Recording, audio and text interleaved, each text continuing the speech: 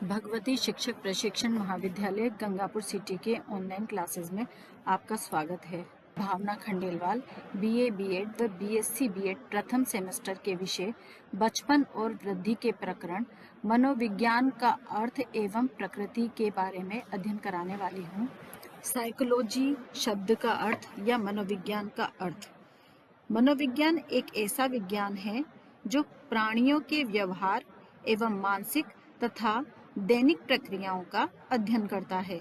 व्यवहार में मानव व्यवहार के साथ साथ पशु पक्षियों के व्यवहार भी सम्मिलित रहते हैं। मानसिक तथा दैनिक प्रक्रियाओं में चिंतन, भाव, संवेग आदि विभिन्न प्रकार की अनुभूति सम्मिलित रहती है। मनोविज्ञान के अर्थ तथा प्रकृति को समझने के लिए मनोविज्ञान के शाब्दिक अर्थ एवं मनोविज्ञान की परिभाषा के ऐतिहासिक विकास क्रम को समझना उचित ही होगा। मनोविज्ञान शब्द का शाब्दिक अर्थ। मनोविज्ञान शब्द का अर्थ है मन का विज्ञान।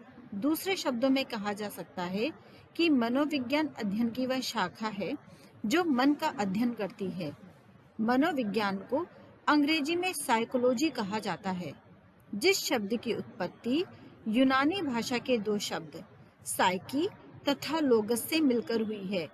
साइकी शब्द का अर्थ है आत्मा, जबकि लोगस शब्द का अर्थ अध्ययन से है। अतः अंग्रेजी शब्द साइकोलॉजी का शाब्दिक अर्थ है आत्मा का अध्ययन। दूसरे शब्दों में कहा जा सकता है कि साइकोलॉजी शब्द की उत्पत्ति अध्ययन के उस क्षेत्र से इंगित करती है जो आत्मा का ज्ञान प्राप्त करने से संबंध रखता है, परंतु वर्तमान समय में दोनों ही अर्थ को स्वीकार नहीं किया जाता है। वास्तव में मनोविज्ञान के अध्ययन का प्रारंभ दर्शन शास्त्र की एक शाखा के रूप में अनेक शताब्दियों पूर्व हुआ था, परंतु वर्तमान में मनोविज्ञान ने अपने आप को दर्शन शास्त्र से पृथक कर लिया और एक स्वतंत्र विषय के रूप में स्वीकार किया जाता है। दर्शन शास्त्र से अलग होने के कारण मनोविज्ञान के अर्थ में अनेक बार परिवर्तन हुए हैं। समय के साथ मनोविज्ञान की परिभाषा बदली है। अब इसे व्यवहार और मानसिक प्रक्रियाओं के वैज्ञानिक अध्ययन के रूप में जाना जाता है। मनोविज्ञान के आधुनिक अर्थ को समझने के लिए इसके ऐतिहासिक विकास क्रम को समझना आवश्यक होता है, जिसका वर्णन हम इस प्रकार से कर सकते हैं। आत्मा के विज्ञान के रूप में मनोविज्ञान। आज से अनेक शताब्दियों पूर्व पूछा जाता कि मनोविज्ञान क्या है, तो संभवतः इसका उत्तर मिलता कि मनोविज्ञान दर्शन शास्त्र की वह शाखा है जिसमें आत्मा का अध्ययन किया जाता है। 12वीं शताब्दी में प्लेटो, अरस्तु, देकार्ते आदि यूनानी दार्शनिकों ने मनोविज्ञान को आत्मा के विकास के रूप में स्वीकार किया था। मनोविज्ञान का अर्थ 16वीं शताब्दी तक प्रचलित रहा, परंतु बाद में आत्मा की प्रकृति के संबंध में तरह तरह की शंकाएं उत्पन्न होने लगी तथा तात्कालिक मनोविज्ञान आत्मा की स्पष्ट परिभाषा, उसके स्वरूप, उसके रंग रूप, आकार व स्थिति व आत्मा के अध्ययन की विधियों को स्पष्ट करने में असफल रहे। परिणामतः 16वीं शताब्दी में विद्वानों के द्वारा मनोविज्ञान के इस अर्थ को अस्वीकार कर दिया गया। उसके पश्चात मनोविज्ञान को मस्तिष्क के विज्ञान के रूप में कहा जाने लगा। आत्मा के विज्ञान के रूप में मनोविज्ञान के अर्थ को अस्वीकृत हो जाने पर मध्य युग के दार्शनिकों ने मनोविज्ञान को मस्तिष्क के विज्ञान के रूप में परिभाषित किया। दूसरे शब्दों में उन्होंने मनोविज्ञान को अध्ययन का वह क्षेत्र स्वीकार किया जिसके अंतर्गत मस्तिष्क या मन का अध्ययन किया जाता है, परंतु कालांतर में मस्तिष्क के अर्थ के संबंध में भी वही कठिनाई उत्पन्न हुई जो आत्मा के विषय में थी। मस्तिष्क की प्रकृति व स्वरूप को मनोविज्ञान स्पष्ट रूप से निर्धारित करने में असफल रहे। परिणाम स्वरूप मस्तिष्क की प्रकृति के संबंध में संतोषप्रद उत्तर प्राप्त न होने के कारण मनोविज्ञान के इस अर्थ को भी शीघ्र अस्वीकार कर दिया गया। उसके पश्चात मनोविज्ञान को चेतना के विज्ञान के रूप में कहा जाने लगा। मस्तिष्क के विज्ञान के अर्थ को अस्वीकार करने पर मनोवैज्ञानिकों ने मनोविज्ञान को चेतना के विज्ञान के रूप में व्यक्त किया। इसे मानने वाले मनोवैज्ञानिकों में vice, William James, William wound, James आदि हैं। इन मनोवैज्ञानिकों ने मनोविज्ञान को चेतना के विज्ञान के रूप में स्वीकार किया है और कहा कि मनोविज्ञान चेतन क्रियाओं का अध्ययन करता है, परंतु मनोवैज्ञानिक चेतना शब्द के अर्थ व स्वरूप के संबंध में एकमत न हो सके। चेतन क्रियाओं पर अर्धचेतन व क्रियाओं के प्रभाव के स्पष्ट प्रमाणों के कारण मनोविज्ञान की इस परिभाषा पर भी मनोवैज्ञानिकों में गंभीर मतभेद उत्पन्न हो गए तथा इसे मनोविज्ञान की अपूर्ण परिभाषा माना जाने लगा। परिणाम स्वरूप मनोविज्ञान के चेतना के विज्ञान के रूप में अर्थ भी असफल हो गया। उसके पश्चात मनोविज्ञान को व्यवहार के विज्ञान के रूप में परिभाषित किया जाने लगा। तीसरी शताब्दी के प्रारंभ में 1912 में मनोविज्ञान को व्यवहार के विज्ञान के रूप में स्वीकार किया जाने लगा। जे.बी. वॉटसन को इसका जनक माना जाता है तथा वुडवर्थ, स्किनर आदि मनोवैज्ञानिकों ने मनोविज्ञान को व्यवहार के एक निश्चित विज्ञान के रूप में स्वीकार किया। वर्तमान में मनोविज्ञान के इस अर्थ को एक संतोषप्रद अर्थ के रूप में स्वीकार किया जाता है। मनोविज्ञान के इस बदलते अर्थ की इस यात्रा को वुडवर्थ ने निम्नांकित शब्दों में अभिप्राय किया। सर्वप्रथम मनोविज्ञान ने अपनी आत्मा का त्याग किया, फिर इसने अपने मन का त्याग किया, फिर इसने अपनी चेतना का त्याग किया। अब यह व्यवहार की विधि को स्वीकार करता है। इस प्रकार मनोविज्ञान को व्यवहार और मानसिक प्रक्रियाओं के वैज्ञानिक अध्ययन के रूप में माना गया। मनोविज्ञान की विभिन्न मनोवैज्ञानिकों द्वारा दी गई परिभाषाएं। विलियम वुंड ने मनोविज्ञान के बारे में कहा है कि मनोविज्ञान चेतना का वैज्ञानिक अध्ययन है। इसी प्रकार विलियम जेम्स के अनुसार मनोविज्ञान मानसिक प्रक्रियाओं, उनके कार्यों और उद्देश्यों का अध्ययन है। जॉन वॉटसन के अनुसार मनोविज्ञान व्यवहार का वैज्ञानिक अध्ययन है। क्रो एवं क्रो के अनुसार मनोविज्ञान व्यक्ति के अनुभवों और उनके अनुकूलन के वैज्ञानिक अध्ययन का नाम है। इस प्रकार कई मनोवैज्ञानिकों ने मनोविज्ञान की विभिन्न परिभाषाएं दी। मनोविज्ञान की प्रकृति। मनोविज्ञान की प्रकृति क्या है? मनोविज्ञान एक विज्ञान है जो मानव मस्तिष्क, व्यवहार और मानसिक प्रक्रियाओं को समझने का कार्य करता है। इसकी प्रकृति को निम्नलिखित बिंदुओं के माध्यम से विस्तृत रूप से समझा जा सकता है। मनोविज्ञान एक वैज्ञानिक अध्ययन है। मनोविज्ञान वैज्ञानिक पद्धतियों का उपयोग करके मानव व्यवहार और मानसिक प्रक्रियाओं का अध्ययन करता है।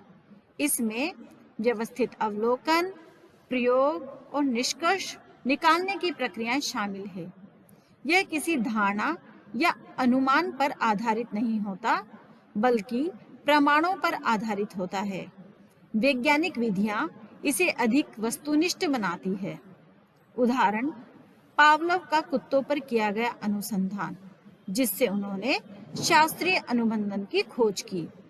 दूसरा है व्यवहार और मानसिक प्रक्रियाओं का विश्लेषण।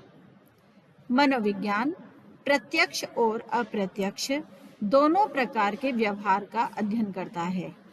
प्रत्यक्ष व्यवहार जैसे किसी का बोलना, हाव भाव, चलना, रोना आदि।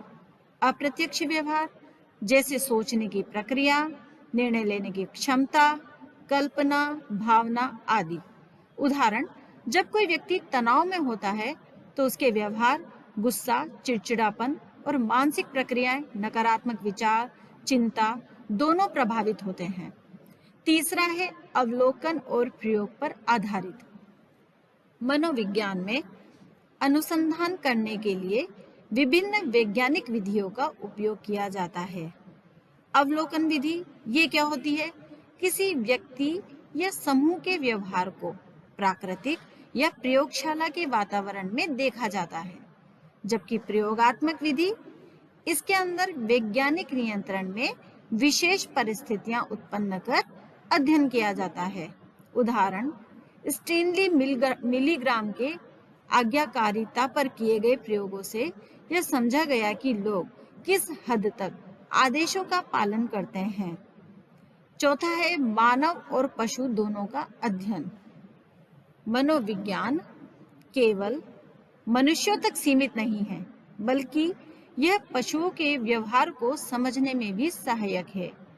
जानवरों पर किए गए अध्ययन से मानव व्यवहार को समझने में सहायता मिलती है।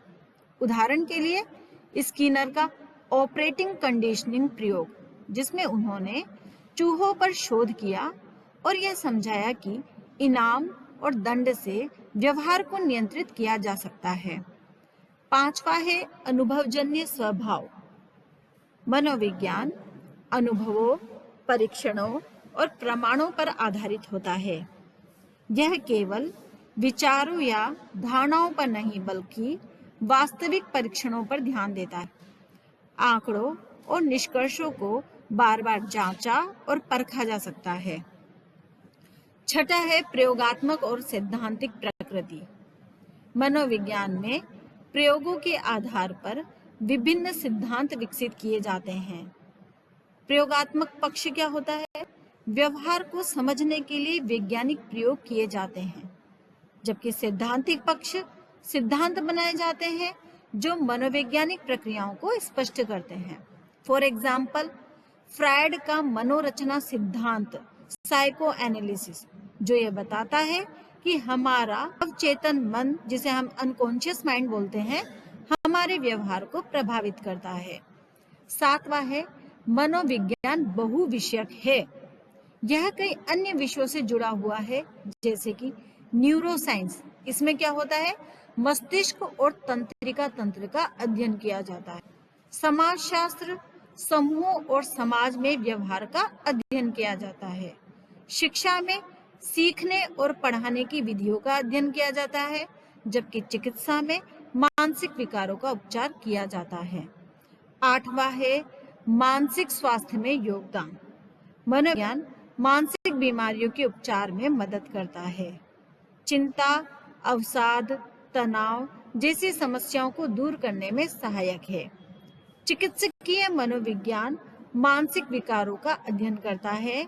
मनोचिकित्सा द्वारा रोगियों का उपचार किया जाता है। 9 पॉइंट है हमारा व्यक्तिगत विकास में सहायक। मनोविज्ञान आत्म जागरूकता बढ़ाने तथा व्यक्ति के आत्मनिर्माण में सहायक होता है। आत्मनियंत्रण, आत्मसंवर्धन और आत्म सुधार की दिशा में कार्य करता है। सकारात्मक और भावनात्मक संतुलन बनाए रखने में सहायक होता है। कला और विज्ञान का संगम। मनोविज्ञान कला और विज्ञान दोनों का संगम है। मनोविज्ञान विज्ञान भी है और कला भी है। यह वैज्ञानिक अनुसंधानों पर आधारित है। इस विज्ञान है, यह मानवीय भावनाओं और संवेदनाओं को समझता है, इसलिए कला भी है। 11वां है समाज पर प्रभाव। मनोविज्ञान सामाजिक संबंधों, समूह व्यवहार और संस्कृति का अध्ययन करता है। यह बताता है कि लोग समूहों में कैसे व्यवहार करते हैं। उदाहरण, समूह मानसिकता और समूह सामाजिक प्रभाव। 12वां है विकासशील प्रकृति। मनोविज्ञान समय के साथ बदलता रहता है। नई शोध पद्धतियां और तकनीकें विकसित होती रहती है। वर्तमान में कृत्रिम बुद्धिमत्ता, जिसे हम एआई बोलते हैं, और न्यूरोसाइंस से जुड़ रहा है। 13वां है व्यावसायिक क्षेत्रों में उपयोग। औद्योगिक मनोविज्ञान कंपनियों में उत्पादकता बढ़ाने में मदद करता है। शिक्षा मनोविज्ञान शिक्षण विधियों को प्रभावी बनाता है।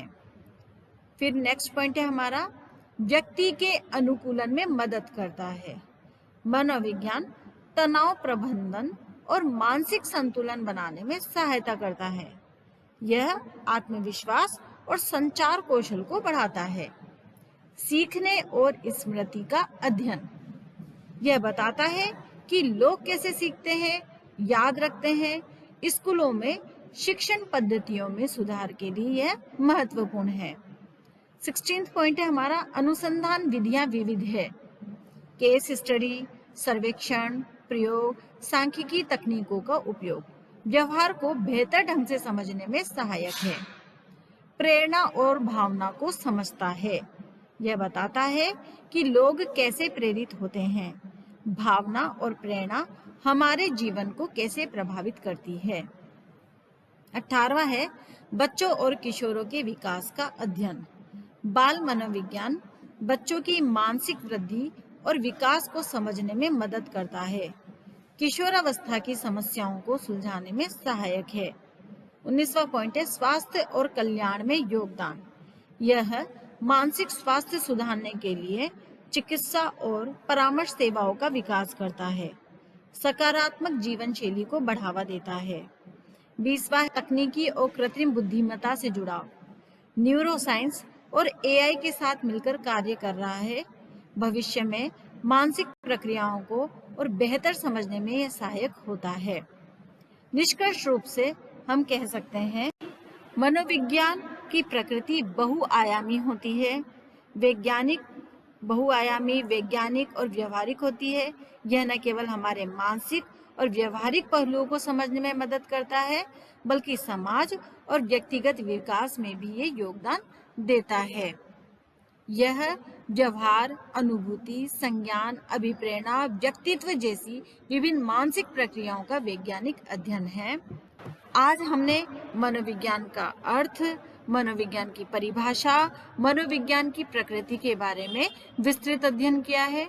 मुझे आशा है कि आप आज इस कक्षा से बहुत लाभान्वित हुए होंगे और आपको आज का जो ये प्रकरण है वो बहुत अच्छे से समझ में आया होगा। इसी के साथ मैं इस कक्षा को यहीं समाप्त करूंगी। धन्यवाद।